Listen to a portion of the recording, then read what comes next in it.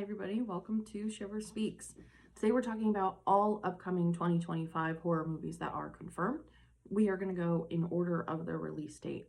So, kicking it off, we have Wolfman. We've already talked about Wolfman that came out last week. We were able to see it a little bit early. That is our first horror movie of the year, which is pretty cool.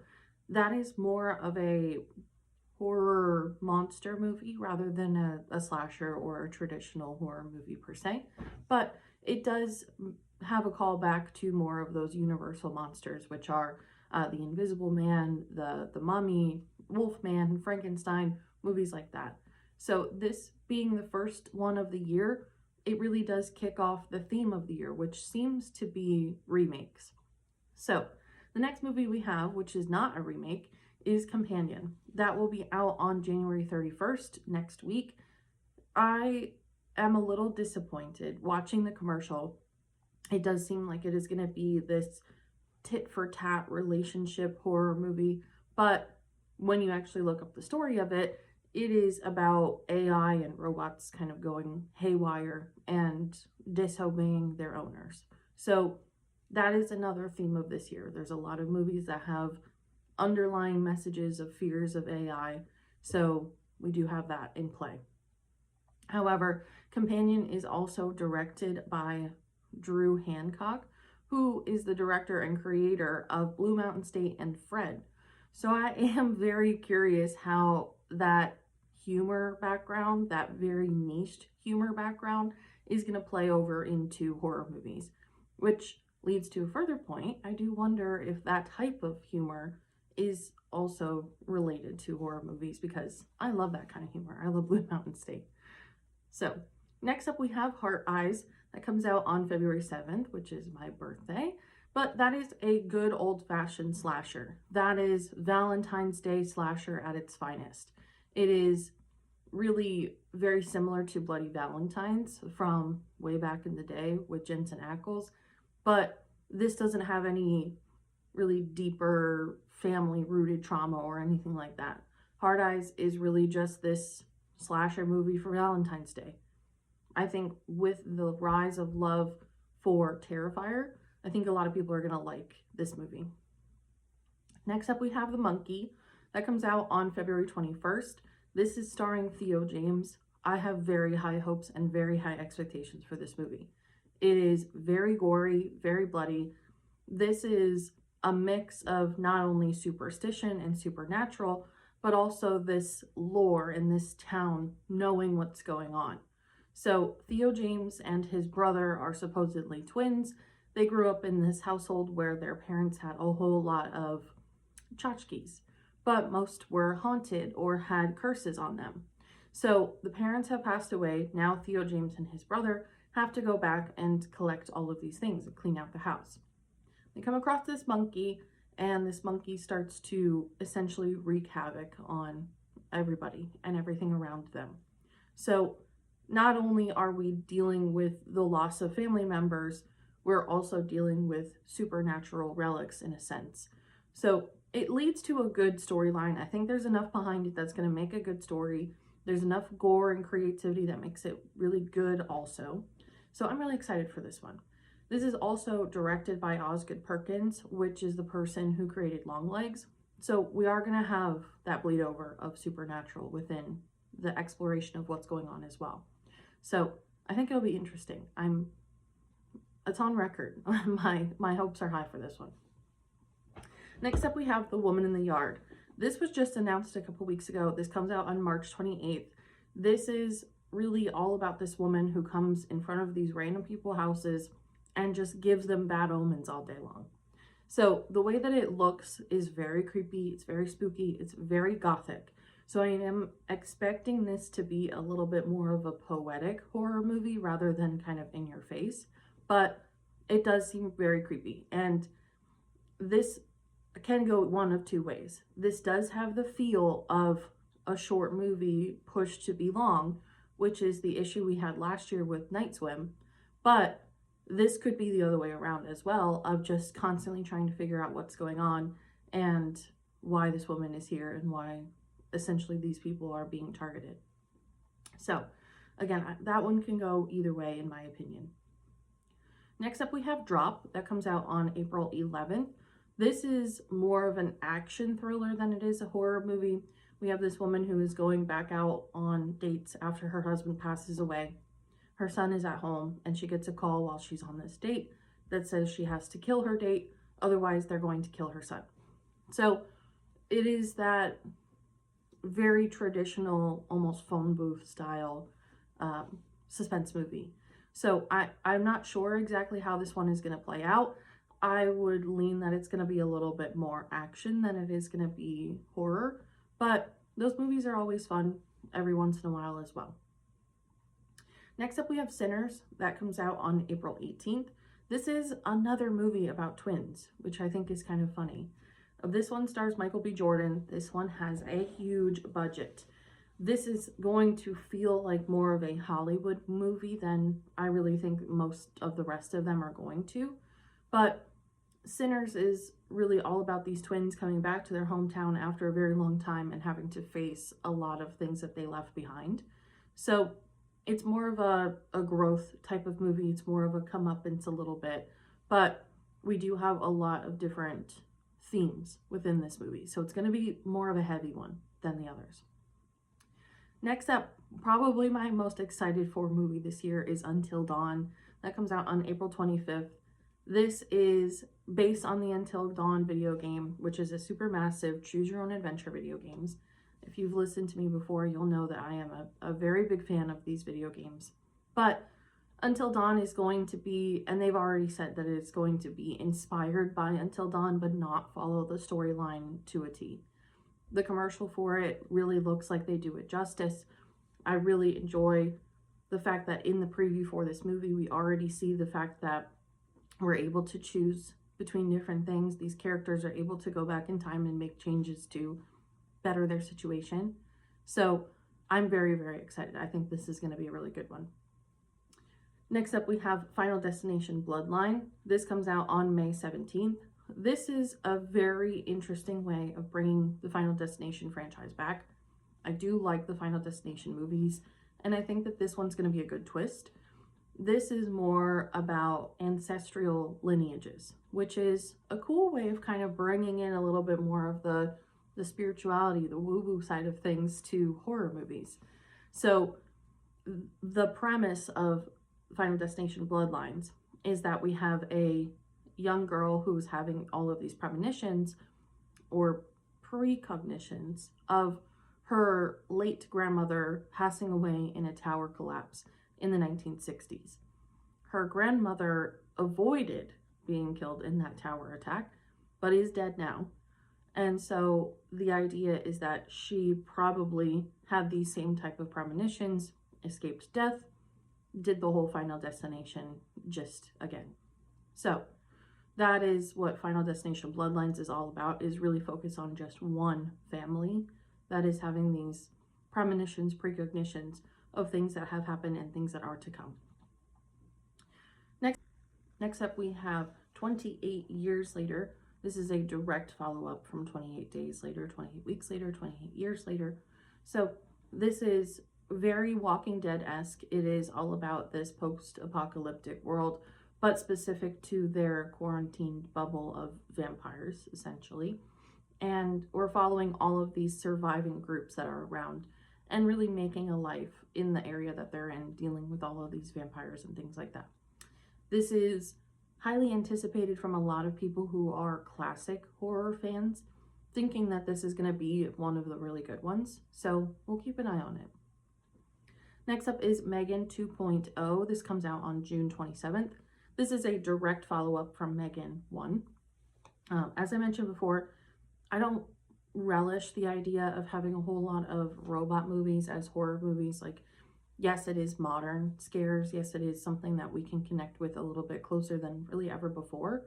But to rely on that very heavily, I think it's just not necessarily my style. However, I was very pleasantly surprised with Megan, the original Megan.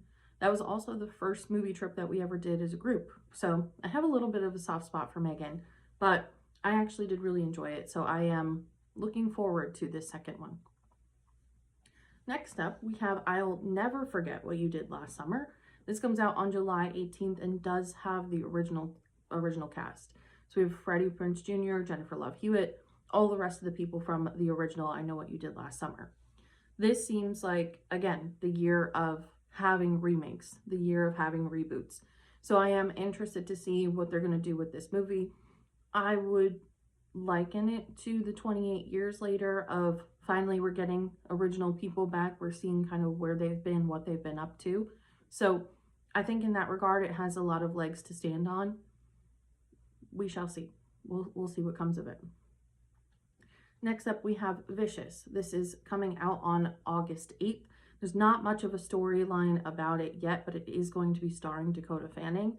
And many people who have made comments about it already are likening it to The Watchers. So keep an eye out for Vicious. Again, it is still starring Dakota Fanning, so if that's the only tie that it has to Watchers, we'll see.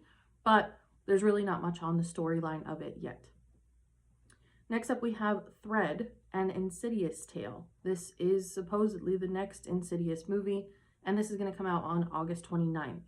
This is another twist kind of similar to Final Destination, where we are focusing on going back in time.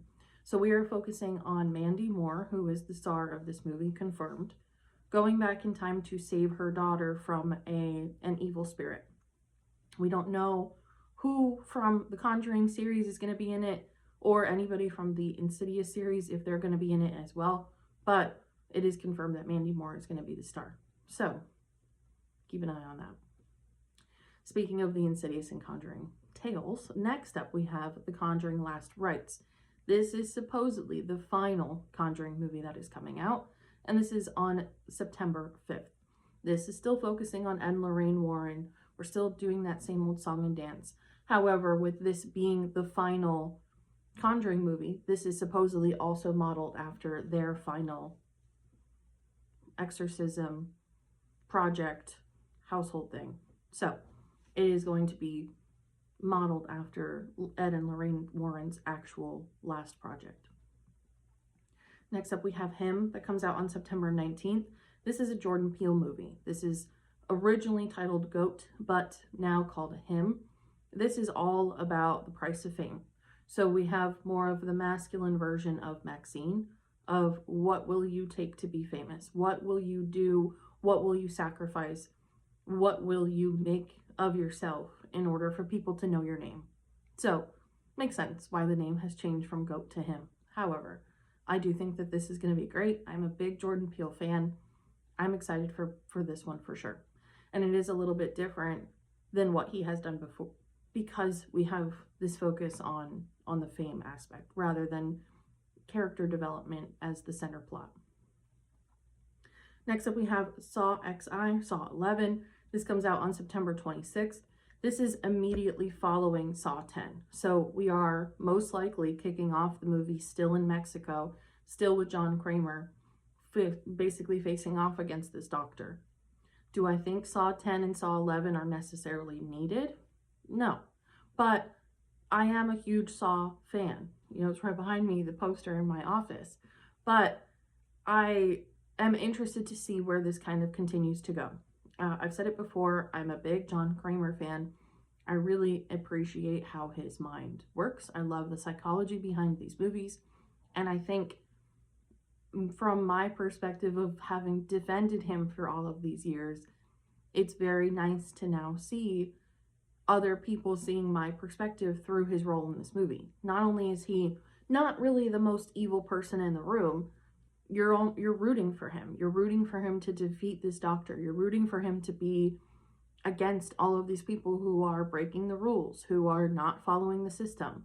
So I do have an appreciation for that perspective on John Kramer, and I'm interested to see what it turns into for Saw 11. Next up, we have The Bride. This comes out on September 26th, the same day as Saw 11. This is all focused on the Bride of Frankenstein. So it's a one-off movie. There are no ties to any other movies besides back in the day of the original Frankenstein. But as I mentioned earlier, you know, we kicked the year off with Wolfman. Now we're leading into The Bride of Frankenstein. So we're seeing these universal monsters come into modern light, which is very nice to see, especially on the eve of the Halloween season. Next up is The Black Phone 2. This comes out on October 17th. This is a direct next movie from The Black Phone 1. However, it is going to have more of a supernatural element to it rather than the first one. We're going to focus more on the kids who are through the phone. We're going to focus on how they communicate through the phone. So I would anticipate that there's going to be a psychic or an exorcism occur in the house of the grabber to really be able to figure out how these kids are there, how they're communicating, if they're trapped. That's my suspicion. But the only thing that is confirmed is that it's going to be more suspicious in terms of the supernatural, and is going to be a direct follow-up from The Black Phone 1. Next up, we have Predator Badlands. This is the 7th in the Predator series, and this comes out on November 7th. Not too much to say about it. It is just the next in the franchise. If you're a fan of the Predator series, then keep it on your calendar. Next up, we have The Running Man. This also comes out on November 7th. This is a Stephen King book turned movie. The star of this movie is confirmed to be Glenn Powell, which I think is really cool that this will be his first horror movie. But this is going to be, I believe, probably a sneaky good one. The Running Man is an interesting book by Stephen King. It's not one that I would necessarily call to the screen, but having it be for a modern audience right after the Halloween season, I think it's going to be a good sorbet cleanser for the Halloween season. Next up, we have Five Nights at Freddy's 2. This comes out on December 5th. This is still starring Josh Hutcherson and everybody who was in Five Nights at Freddy's 1. This is an immediate follow-up as well. So again, we're having a couple of number 2s this year. Hopefully they don't turn into that. Next up, and then we have our final 3 that do not have any dates, but that are follow-ups as well. So we have The Strangers Chapter 2. This is an immediate follow-up from The Strangers Chapter 1 that came out in 2024, starring Madeline Pilch. And this is set to come out sometime in 2025, but it is still going to be starring her. It's going to pick up right where the movie left off. Really nothing else to say about that. We also have Thanksgiving 2, set to come out sometime in 2025, hopefully sometime around Thanksgiving.